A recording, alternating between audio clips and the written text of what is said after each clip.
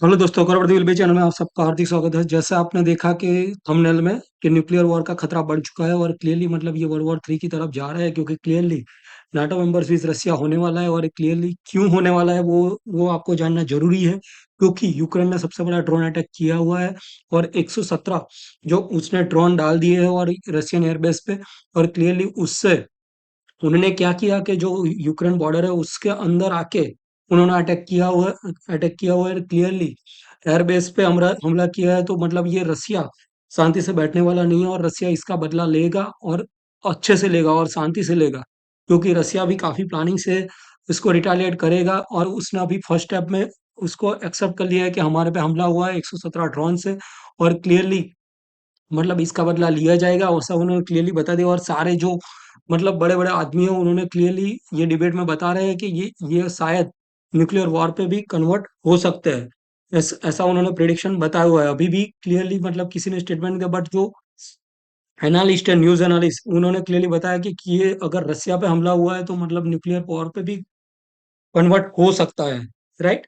तो ये 4800 किलोमीटर अंदर आके बॉर्डर से, यूक्रेन बॉर्डर से अंदर उन्होंने अटैक किया हुआ है। तो मतलब ये अगर जहाँ मानो इस अभी तक का सबसे बड़ा अटैक रसिया पे हुआ है, तो इसका रिटेलिएशन आएगा और सबसे बड़ा आएगा। और इसका जो प्रिकॉशन है उसके बेसिस पे ये यूके के प्राइम मिनिस्टर है, उन्होंने अभी स्टेटमेंट दे दिया है, क्योंकि उनको लग रहा है कि इसका सबसे बड़ा हमला वापस होगा।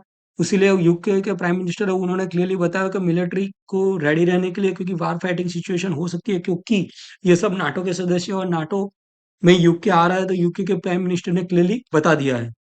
और नाटो क्या है वो आपको सबको पता होना चाहिए, क्योंकि हवा में आप बात करोगे कि भाई ये होने वाला है, बट नाटो क्या है? नाटो एक मिलिट्री अलायंस है। वो अराउंड 30 कंट्रीज मिल के ये बना हुआ है। तो अगर कुछ भी वापस हमला होता है तो नाटो बीच में आएगा, और नाटो का जो 30 कंट्रीज है, क्लियरली यूएस, कनाडा और सबसे बड़ा यूरोपियन कंट्रीज सारे मिल गए हैं।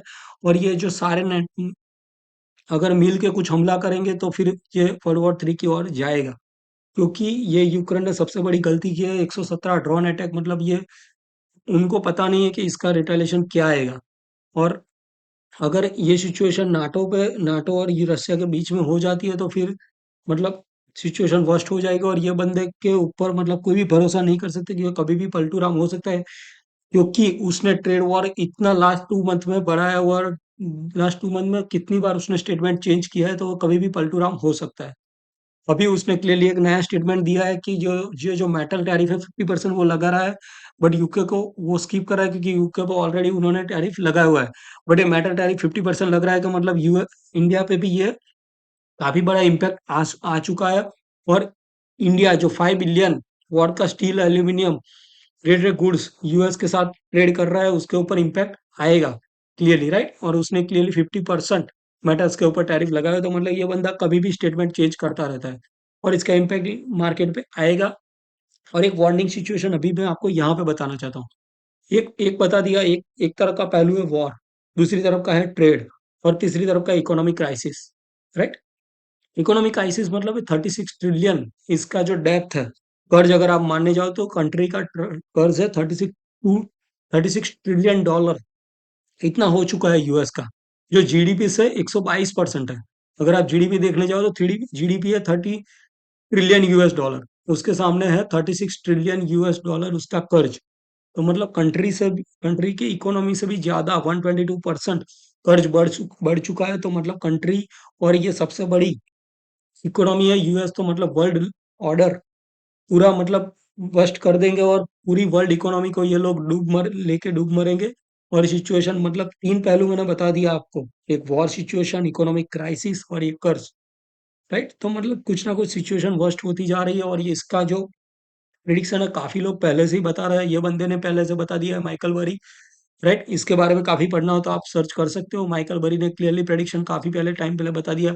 ये बंदे को मैंने बताने की आपको जरूरत नहीं है, क्योंकि रिच डैड पुअर डैड का ऑथर है, काफी टाइम से बता रहा है कि सबसे बड़ा क्रैश आने वाला है और क्रैश की सिचुएशन वर्स्ट होने ही वाली है, राइट? और ये वापस हो चुका है कोविड-19, ये भी कंटिन्यूअसली केसेस बढ़ चुका है। अभी आईपीएल भी खत्म हुआ, अभी आपको रियल केसेस पता चलेंगे कि इंडिया में रियल केसेस क्या है। आज की कंडीशन में 4500 केसेस हो चुके हैं, और अभी आईपीएल का खत्म हुई है, तो अभी और केसेस बाहर निकलेंगे और आपको पता चलेगा कि अभी रियल डेटा बाहर आएगा। और इसका सिचुएशन इंडियन मार्केट पे आएगा और वर्स्ट कंडीशन में चला जाएगा। बट आप कंटिन्यू करिए म्यूचुअल फंड, एसआईपी कंटिन्यू करिए। मैंने आपको अगले वीडियो में बताया था कि एसआईपी का पावर क्या है, 2.65 करोड़ आप कैसे बना सकते हो। अगर आपको पॉज करके अगला वीडियो भी देखना तो मेरी चैनल पे जाइए और आपका ये इसके अगले वाला वीडियो आप देख लीजिए कि कैसे आप लॉन्ग टर्म में म्यूचुअल फंड का पावर ऑफ कंपाउंडिंग का बेनिफिट ले सकते हो, राइट।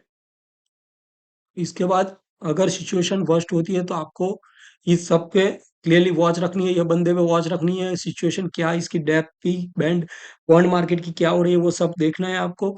और इन सब को क्लियरली मतलब ऑयल की प्राइसेस, एफआईएस की सेलिंग, वो क्लियरली सब वॉच करके आप सिचुएशन को मतलब हैंडल करिए और मार्केट पे आप इन्वेस्टिंग करिए। ट्रेडिंग अभी मत करिए क्योंकि विक्स काफी आई है और सिचुएशन अभी कहाँ जाएगी वो क्लियरली कोई प्रेडिक्ट नहीं कर सकता।